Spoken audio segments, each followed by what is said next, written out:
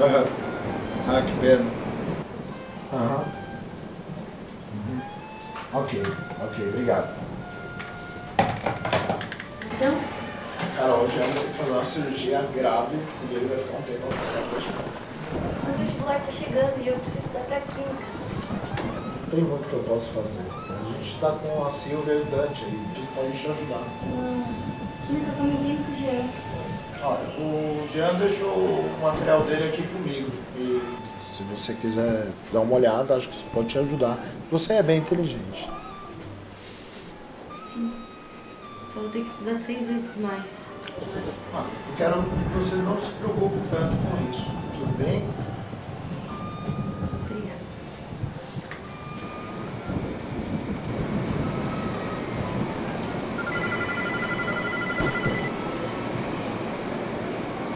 Ah, Carol, se você precisar de mais alguma coisa, me avisa, tá?